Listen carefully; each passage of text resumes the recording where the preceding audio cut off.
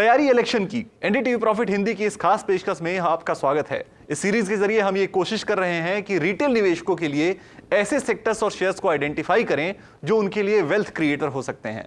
आज इस एपिसोड में हमारे साथ हैं देवर्ष वकील जो deputy head of retail research हैं एचडीएफसी सिक्योरिटीज के, और नरेंद्र सोलंकी जो हेड ऑफ फंडामेंटल रिसर्च है इन्वेस्टमेंट सर्विसेज के Anand Rathi shares and stock brokers में।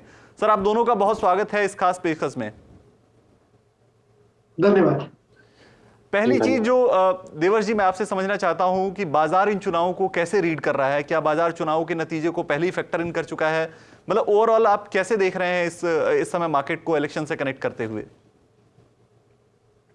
जो इलेक्शंस होते हैं, जो चुनाव होते हैं, वो वैसे तो हमेशा बाजार उसके लिए चिंतित होता है। थोड़ी अनिश्चितता हमेशा होती है, पर इस बार हमने देखा था कि स्टेट इलेक्शंस के जो रिजल्ट आए उसके बाद मार्केट को ऐसा लग रहा है कि ये जो राजनीतिक निरंतरता है, जो कंटिन्यूटी है, वो रहने वाली है। भाजपा के पक्ष में एनडीए के रूलिंग गवर्नमेंट वापस पावर में आएगी, ऐसा मार्केट का मानना है। इसलिए काफी कुछ अनसर्टेनिटी कम हुई है, पर ये इवेंट तो है ही और इवेंट के लिए हमें तैयारी तो करनी रहेगी। बिल्कुल बिल्कुल। नरेंद्र जी, आपका क्या नजरिया है इस बार इलेक्शन को देखते हुए बाजार पर? कैसा आपको लग रहा है इस वक्त मार्केट? क्या बहुत ज्यादा खरीदारी आ चुकी है इलेक्शंस को देखते हुए, फैक्टर इन करते हुए रिजल्ट्स को? जी बिल्कुल। अगर आप इलेक्शंस को एक एज ए इवेंट देखें और उसकी बात करें तो जहां तक फैक्टर इन करने की बात है तो डेफिनेटली मार्केट ने फैक्टर इन ऑलरेडी कर चुकी है मोस्टली कि कौन सी गवर्नमेंट आने वाली है या फिर मोटा मोटी किस तरीके का रुझान रहने वाला है इलेक्शन के रिजल्ट्स का। हालांकि लेकिन अगर आप हिस्टोरिकल डेटा देखो और एक बार आप भूल जाए कि कौन सी पार्टियां क्या हो रहा है, तो लास्ट 5 या 6 इलेक्शंस का अगर आप डेटा देखेंगे तो जनरली मार्केट में on an average basis pre election rally generally आती है और इलेक्शन का रिजल्ट एक शॉर्ट टर्म नी जर्क होता है इफ अगर एक्सपेक्टेशन के अनुसार नहीं हुआ। लेकिन अगर आप 3 मंथ्स या 6 मंथ्स डाउन द लाइन देखें तो मार्केट जनरली अच्छा ही परफॉर्म करती है। तो एक बस अपने को शॉर्ट और मीडियम टर्म में इलेक्शन रिजल्ट अगर कोई सरप्राइज आया इन केस तो एक थोड़ा नी जर्क मिलता है। अदरवाइज मार्केट का लॉन्ग टर्म जो ग्रोथ ट्रेजेक्टरी है वो इकोनॉमी के बेसिस पे ही रहती है और फिर market over a period of time adjust कर लेती है जो भी रिजल्ट आता है। लेकिन डेफिनेटली ये वाले इलेक्शंस में मार्केट ने मेजोरिटी फैक्टर इन कर लिया है गवर्नमेंट के आने के हिसाब से, प्लस जो हमको बजट में देखने को मिला जिस हिसाब से पॉलिसी अनाउंसमेंट और कंटिन्यूटी ऑफ पॉलिसी है जो कि कैपिटल एक्सपेंडिचर है जो पब्लिक सेक्टर से हो रहा है और जो सेगमेंट्स है जैसे डिफेंस हो गया, इंफ्रास्ट्रक्चर हो गया, रेलवेज हो गया, इवन रूरल सेगमेंट में एग्रीकल्चर के ऊपर जितना भी एक्सपेंडिचर्स है, तो ये सब जो फोकस सेक्टर्स और कंपनीज है यही जो अभी परफॉर्म करी है वही आगे जाके भी यही सेक्टर्स कंटिन्यू करेंगे परफॉर्म करना। बिल्कुल। सर, आपकी इस कमेंट्री से मुझे एक क्वेश्चन मेरे दिमाग में आया, वो आपसे मैं समझूंगा अभी कि कौन से ऐसे सेक्टर्स हैं जिनका चुनाव का जिन पर कोई असर नहीं पड़ता है। लेकिन उसके पहले मैं एक बार देवर्ष जी से ये समझना चाहता हूं कि सर कौन से सेक्टर्स ऐसे हैं जो, या थीम्स आप बताना चाहें, जो इलेक्शंस में अगर ये गवर्नमेंट वापस पावर में रिटर्न में आती है, वापस यही गवर्नमेंट बनती है, तो कौन से सेक्टर्स ऐसे होंगे जिनको सबसे ज्यादा फायदा होगा? देवर्ष जी, आपसे समझना चाहेंगे ये।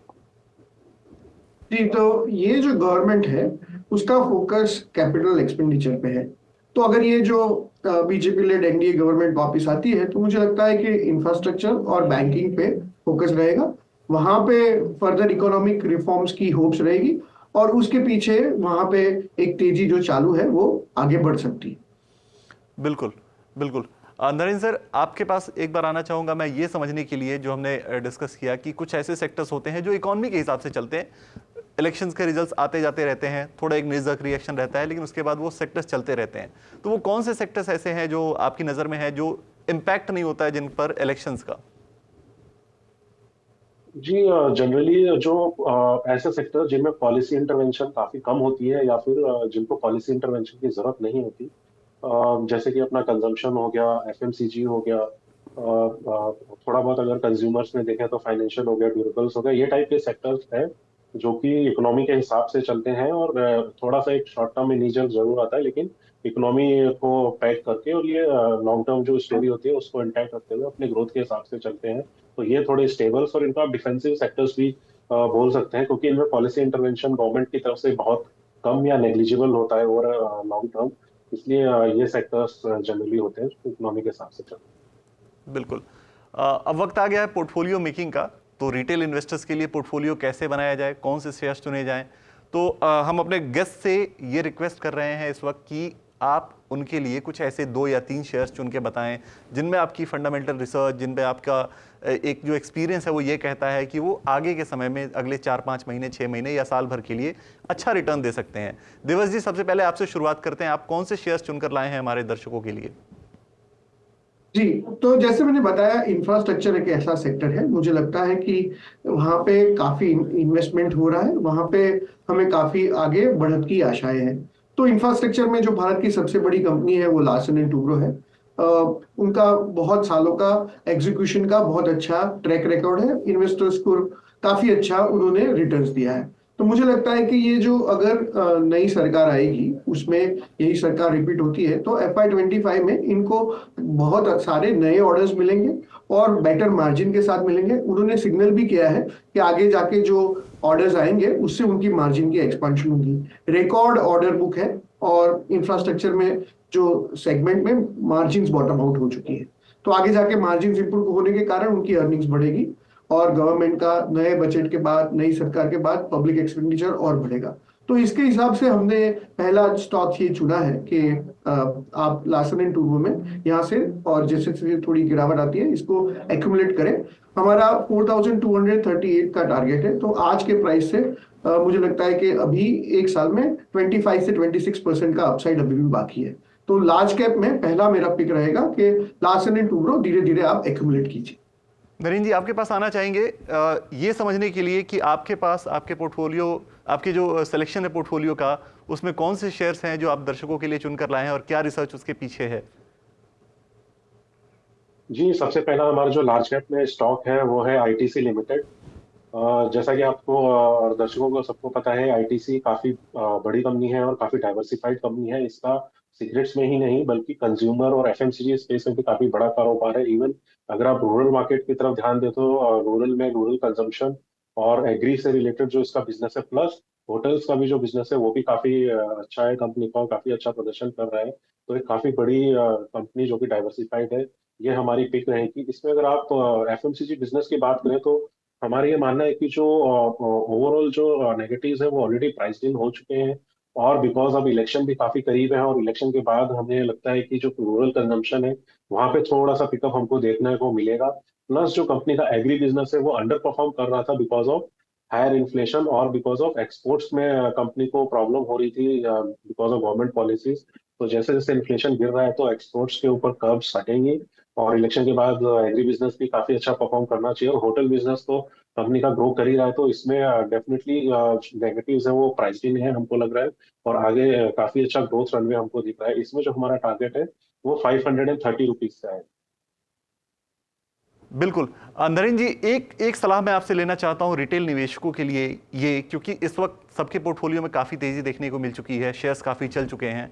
तो इस वक्त जो शेयर्स उनके पास हैं उनमें क्या करना चाहिए? अगर अच्छे large cap mid cap shares हैं उनमें क्या करना चाहिए? क्या होल्ड करके बैठे रहना चाहिए या थोड़ी बहुत प्रॉफिट बुकिंग करके थोड़ा सा पैसा जो है वो एंजॉय कर लें? जी, इसमें आपको देखना पड़ेगा कि आपका गोल आपने क्या सेट किया था जब इनिशियली आपने इन्वेस्टमेंट स्टार्ट करी थी। तो अगर आपका गोल था थोड़ा और लॉन्ग टर्म के लिए था तो बने रह सकते हैं, लेकिन अगर प्रॉफिट बुकिंग करना भी चाहें तो बेशक कर सकते हैं। अगर आपका इमीडिएट में कोई कंजम्पशन का प्लान है तो उसको आप डेफिनेटली कर सकते हैं प्रॉफिट बुकिंग थोड़ा सा पार्शियली। लेकिन अगर अगर आप नहीं करना चाहते तो ऐसा कोई जबरदस्ती भी नहीं है और इसको होल्ड करके और आप कंटिन्यू बने रह सकते हैं अपने पोजिशन में। ओके। नरेंद्र सर, इस एडवाइस के लिए बहुत शुक्रिया। देवर्ष, आपके पास क्या कोई और भी शेयर्स हैं जो आप दर्शकों के लिए लेकर आए हैं जो आप उन्हें सजेस्ट करना चाहते हैं? हाँ, मुझे लगता है कि अगर ये गवर्नमेंट का जो एक्सपेंडिचर है, जो उनका एजेंडा है वो ग्रोथ का है और ग्रोथ के विजिबल जो ग्रोथ दिखता है वो रोड और हाईवे से बनता है। तो जो रोड कंस्ट्रक्शन में कंपनी है KNR कंस्ट्रक्शन, वहां पे भी हमने एक रिपोर्ट इशू किया है। हमें लगता है कि ये जो दूसरे सेगमेंट्स हैं जैसे इरिगेशन है, माइनिंग डेवलपमेंट है, रेलवेज है, वहां पे भी डाइवर्सिफाई करके apart from the road construction काफी अच्छे ऑर्डर्स आ सकते हैं। अभी उनका काफी बड़ा ऑर्डर बुक है जो अगले 1.5 साल का हमें विजिबिलिटी देता है और इलेक्शन के बाद हमें लगता है कि काफी नए ऑर्डर्स मिलेंगे। इनकी बहुत अच्छी रोबस्ट बैलेंस शीट है और उनका एग्जीक्यूशन का बहुत अच्छा ट्रैक रिकॉर्ड है। तो जब नए ऑर्डर आएंगे तो ये यहाँ से भी अच्छा परफॉर्म कर सकता है। इसलिए हमने उसको 15 टाइम्स मार्च 26 के अर्निंग्स पे अगर हम उसको वैल्यू करते हैं तो 337 जितना हमारा टारगेट आता है। तो वो यहाँ से आज की तारीख से करीबन 28 से 30% ऊपर का टारगेट आ रहा है। तो दूसरा एक स्टॉक KNR कंस्ट्रक्शन, मैं इन्वेस्टर्स को नीचे एक्यूमुलेट करने की सलाह दूंगा। और जो लास्ट थर्ड जो स्टॉक है जो मैंने बात की कि अगर ग्रोथ आनी है, अगर ये इंफ्रास्ट्रक्चर में इतने सारे पैसे स्पेंड करने हैं तो वो कहाँ से आएंगे, वो बैंकिंग से आएंगे। और प्राइवेट सेक्टर में जो बैंक है, जो फेडरल बैंक है, वो टेक्नोलॉजिकली लीडर है। वहां पे उनके जो फिनटेक्स के साथ टाइप्स है, जो उनका इकोसिस्टम है पूरा, उसके कारण उनका मार्केट शेयर में गेन आ रहा है। उनके जो हाई यील्ड सेगमेंट्स है वहां से बहुत अच्छा बिजनेस आ रहा है। हमें लगता है कि 1.4 टाइम का जो उनका टारगेट है FY25 का ROA का, वो अचीव होगा। अभी CEO के सक्सेशन का एक इश्यू है, उसके कारण 2-3 महीने में थोड़ी अनसर्टेनिटी है। तो ये अनसर्टेनिटी में आप फेडरल बैंक को धीरे धीरे एक्यूमुलेट कीजिए। हमारा एस्टिमेट है उसके हिसाब से 1.4 टाइम अगर बुक को हम वैल्यू करते हैं तो 190 का एक टारगेट आता है। तो एक्यूमुलेट करने के लिए federal bank, Canara, KNR construction और L&T, 3 स्टॉक मेरी तरफ से। बिल्कुल। तो 3 शेयर देवर जी की तरफ से आए हैं बेहतरीन शेयर के रिसर्च के साथ। और नरेंद्र सर, आपने अभी तक 1 शेयर दिया है, क्या और कोई भी शेयर आप अपनी पोर्टली में लेकर आए हैं रिटेल इन्वेस्टर्स के लिए? जी बिल्कुल, हमारा जो दूसरा शेयर है वो इंफ्रास्ट्रक्चर लॉजिस्टिक्स सेगमेंट से है।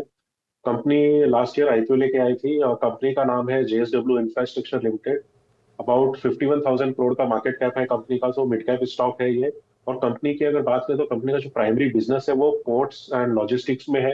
कंपनी ने लेटेस्ट में जो लिक्विड लॉजिस्टिक्स जिसको हम बोलते हैं उसमें भी कंपनी ने फोरे करना स्टार्ट किया है। और कंपनी ऑर्गेनिक और इनऑर्गेनिक दोनों तरह की ग्रोथ में विश्वास रखती है। और लेटेस्ट में अगर लिक्विड लॉजिस्टिक्स में देखो तो कंपनी ने काफी सारा कैपेसिटी एक्सपेंशन स्टार्ट किया है उन्होंने। और इसके अगर लेटेस्ट क्वार्टरली रिजल्ट्स की बात करूँ तो बहुत ही शानदार ग्रोथ दिखाया है कंपनी ने। और आगे जो इसके केपेक्स प्लान है वो भी ऑलमोस्ट अपने जो कार्गो हैंडलिंग कैपेसिटी है उसको एग्रेसिवली ग्रो करने का कंपनी के प्लान्स है। और अगर overall India as a economy देखें तो इंडिया का जो पोर्ट इंफ्रास्ट्रक्चर है, तो इंडिया का जो हम GDP का बात करते हैं कि 5 ट्रिलियन 10 ट्रिलियन होना है, तो इसमें पोर्ट्स एंड लॉजिस्टिक्स को एक बहुत ही अहम भूमिका निभानी पड़ेगी। बिकॉज इंपोर्ट और एक्सपोर्ट ये दोनों ही सेगमेंट में ये काफी क्रूशियल रोल अदा करते हैं। तो इनका जो ग्रोथ है वो इकोनॉमी से इन सिंक रहने ही वाला है। और जैसे जैसे इकोनॉमी बढ़ेगी डेफिनेटली इनका भी पार्टिसिपेशन एग्रेसिवली बढ़ेगा। और आज की डेट में इंडिया में लार्ज स्केल पे बहुत ही कम कंपनीज हैं जो इस तरह की सर्विसेज प्रोवाइड करती हैं, जिनमें से JSW infrastructure one of the companies है। इसमें जो हमारा मीडियम टर्म में टारगेट है वो 290 रुपीज का है। तो इसमें आप निवेश करके अपना पोर्टफोलियो बना सकते हैं। बिल्कुल। देवर जी और नरेंद्र जी, आप दोनों का बहुत बहुत शुक्रिया इतनी वैल्यूएबल रिसर्च के लिए। आपने रिटेल इन्वेस्टर की पूरी स्ट्रेटजी क्लियर कर दी। फिलहाल इस खास सीरीज के इस एपिसोड में इतना ही रखेंगे। इस सीरीज के बाकी एपिसोड आप आई बटन पर क्लिक करके देख सकते हैं और एक बेहतरीन पोर्टफोलियो बना सकते हैं। इस बात का जरूर ध्यान रखें कि किसी भी शेयर या सेक्टर में इन्वेस्ट करने के पहले अपने फाइनेंशियल एडवाइजर से सलाह जरूर लें।